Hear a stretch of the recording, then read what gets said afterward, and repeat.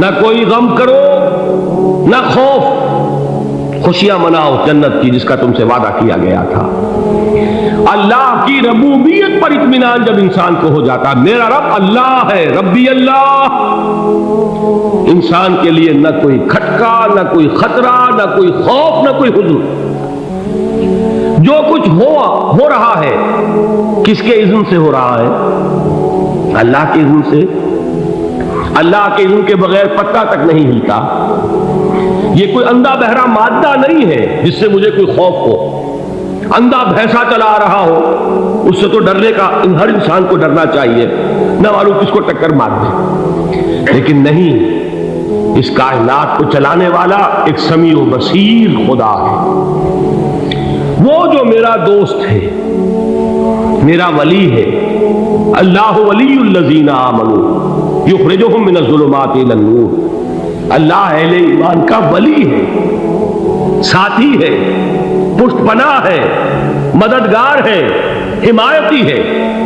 بتائیے جسے یقین ہو جائے کہ اللہ میرا مددگار، اللہ میرا محافظ، اللہ میرا پشت پناہ، اللہ میرا حمایتی، اس کے لیے کوئی خوف ہوگا؟ اس سے کوئی ڈر ہوگا؟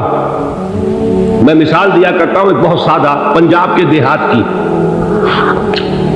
تو بڑا چودھری ہے اور کوئی غریب کسان ہے، اس غریب کسان کے جانوروں کو ہر وقت اندیشہ ہوگا چوری کا، کوئی میری بھینس کھول کر نہ لے جائے، کوئی میرا بیل کھول کر نہ لے جائے۔ لیکن جس کے بارے میں یہ سب کو معلوم ہو کہ وہ جو بڑا چودھری ہے وہ اس کا دوست ہے، اس کی بچیا کو کوئی خوف ہوگا؟ اس کی بھینس پر کوئی ہاتھ ڈالے گا؟ اسے کوئی اندیشہ ہوگا؟ نہیں۔ کیوں؟ کہ وہ بڑا چودھری، بڑا اس کا یہاں کا سردار، جاگیردار، سب کو معلوم ہے وہ میرا دوست ہے، کوئی میرے خلاف اقدام نہیں کر سکتا۔ اس دنیا میں یہ چھوٹی سی بات اگر آپ کے دلی اطمینان اور سکون کا باعث بن سکتی ہے تو ذرا تصور کیجئے۔ میں لفظ تصور استعمال کروں گا صرف اس لیے کہ اس کا ہم جس کو کہتے ہیں ادراک اور شعور کر نہیں سکتے، اگر کے ساتھ کر سکتے۔ اگر یقین ہو کہ اللہ میرا مددگار اور یقین ہو کہ اللہ ہر آن میرے ساتھ ہے، پھر کوئی خوف، کس کا خوف؟ کوئی شے اللہ سے بالا تر ہے؟ کوئی قوت اس سے زیادہ طاقتور ہے؟ کوئی اس کے ارادے کو بدلنے والا ہے؟ کوئی اس کی مشیت کے آڑے آنے والا ہے؟ یہی بات ہے جو حضور نے فرمائی، یہ ایمان کا حاصل ہے لب لباب، کہ دیکھو اچھی طرح اس بات کو ذہن نشین کر لو، اگر تمام انسان مل کر تمہیں کوئی نقصان پہنچانا چاہے نہیں پہنچا سکتے، مگر جو کچھ اللہ نے لکھ دیا ہو، اور تمام انسان مل کر تمہیں کوئی نفع پہنچانا چاہے نہیں پہنچا سکتے، مگر وہ شے جو اللہ نے طے کر دی۔ آپ پھر میں کہوں گا ذرا طاری کیجئے، اسے فرض کیجئے، اسے سوچئے، اگر اس حدیث پر ہمارا دل ٹھکا ہوا ہو تو کسی سے ڈر ہوگا؟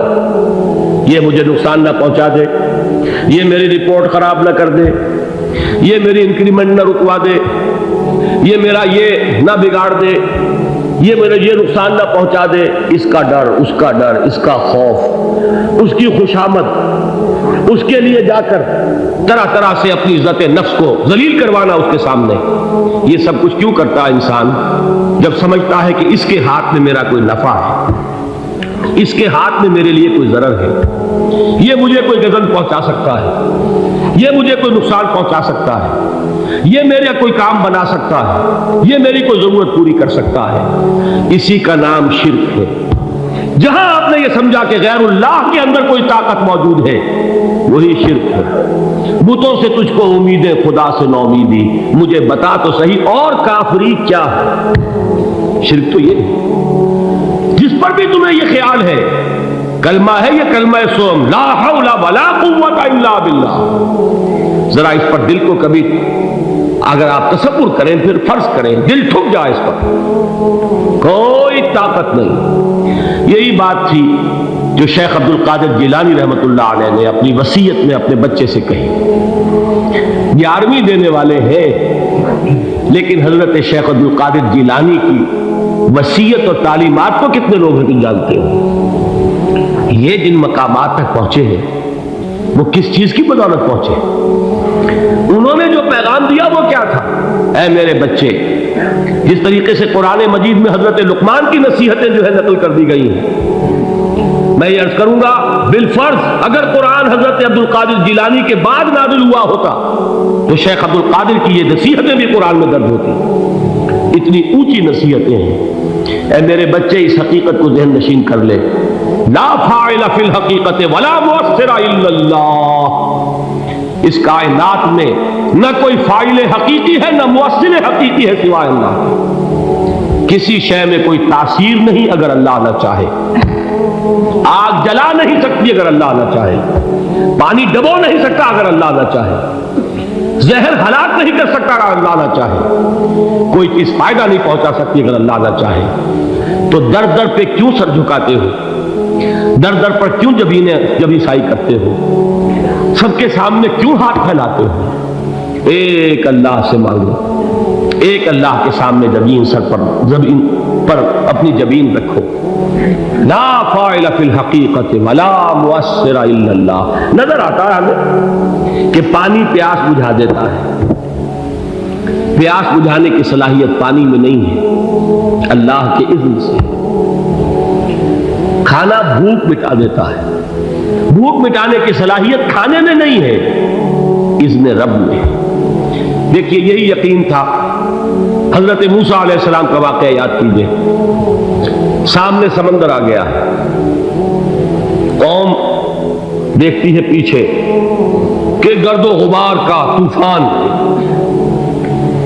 معلوم ہوا کہ فرعون اپنے لشکر سمیت آ گیا۔ لشکر جب چلتا تھا تیز رفتاری کے ساتھ تو گرد و غبار کا جو طوفان اٹھتا تھا اس کا تصور کیجیے، اور لمحہ بلمحہ وہ قریب آ رہا ہے۔ پوری قوم نے کیا کہا؟ اے موسیٰ انا لمدرکون، اے موسیٰ ہم تو پکڑے گئے۔ قرآن مجید نے تو یہاں وہ باتیں نہیں لکھی ہیں، لیکن تورات میں یہ درج ہے کہ بنی اسرائیل جھگڑنے لگے، دست و گریبان ہو گئے موسیٰ کے ساتھ۔ موسیٰ نے یہاں مروایا لا کر، اس سے تو ہم ہی بہتر تھے، وہاں کھانے کو ملتا تھا، زندگی تو تھی، بیگار ہم کر رہے تھے، موت تو نہیں تھی۔ اب جو کچھ ہوگا اس کا تصور کرو، جس طریقے سے ہمارے ٹکڑے اڑائے جائیں گے۔ تو لڑ رہے ہیں حضرت موسیٰ علیہ السلام سے، یہ تورات کی تفصیل ہے۔ قرآن میں صرف اتنا آیا ہے، پریشان ہو کر انہوں نے کہا انا لمدرکون، موسیٰ ہم کو پکڑے گئے۔ اس وقت موسیٰ کا جواب کیا ہے؟ کلا ان معی ربی سیہدین، نہیں، میرے ساتھ میرا رب ہے، وہ راستہ دے گا۔ بتائیے کہاں راستہ نظر آ رہا ہے؟ یہ ہے ایمان بالغیب۔ راستہ نظر نہ آئے تب اللہ پر یقین ایمان ہے۔ جیب میں پیسے ہوں اور تب دل کو اطمینان ہے تو ایمان کس پر ہوا؟ پیسے پر، اللہ پر نہیں۔ جب وسائل و ذرائع نہ ہو اور پھر یقین ہو کہ اللہ مسبب الاسباب ہے، وہ اسباب کا پابند نہیں ہے، وہ اسباب کا محتاج نہیں ہے، اسباب اس کے محتاج ہے۔ اگر یہ یقین ہے تو اللہ پر ایمان ہے، یہ نہیں ہے تو تمہارا ایمان اسباب پر ہے، وسائل پر ہے، ذرائع پر ہے، مادیات پر ہے، اللہ پر نہیں۔ اس وقت کہاں راستہ تھا؟ کوئی راستہ تھا؟ سمندر ہے اور ادھر سے لشکر آ گیا ہے۔ کلا ان معی ربی سیہدین۔ اب دیکھیے ایمان کہہ دینا آسان ہے، ہوا معکم اینما کنتم، جہاں کہیں بھی تم ہوتے ہو اللہ تمہارے ساتھ ہوتا ہے، لیکن اس کا یقین قائم ہو جائے تو زمین و آسمان کا فرق واقع ہو جائے۔ یہی بات ہوئی حضور کے ساتھ۔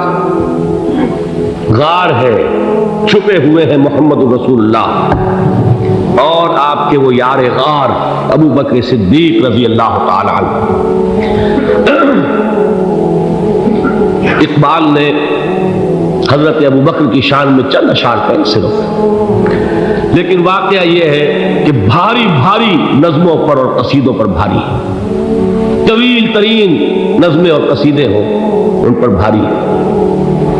ہمتیں ابو بکر کی ہمت جو ہے، کشت ملت را چوں اب، جیسے بارش سے کھیتی اپجتی ہے، ابو بکر کی ہمت اور عزیمت اس امت کو اسی طرح سینچنے والی ہے.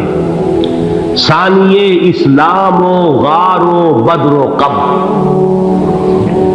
وہ دوسرے تھے اسلام میں، دوسرے. پہلے کون تھے؟ انا اول المومنین، حضور کی بات ہے، سب سے پہلا ایمان لانے والا میں. دوسرے ابو بکر. ویسے ہمارے ہاں یہ چلتا ہے اختلاف، حضرت علی پہلے ہیں کہ حضرت ابو بکر پہلے ہیں، لیکن اس میں بڑی خوبصورت تطبیق قائم کی ہے علماء نے، اور بہت صحیح ہے. چار کے بارے میں فیصلہ ہی مت کرو کہ کون پہلے. ان کی ایک عجیب تقسیم کر دی ہے. آزاد مردوں میں، بالغ مردوں میں سب سے پہلے ابو بکر، بچوں میں سب سے پہلے علی، خواتین میں سب سے پہلے خدیجہ، اور غلاموں میں سب سے پہلے زید بن حارثہ. بڑی پیاری تقسیم ہے، یہ چاروں ہی پہلے ہیں، ہر ایک کے لیے اولیت ہے.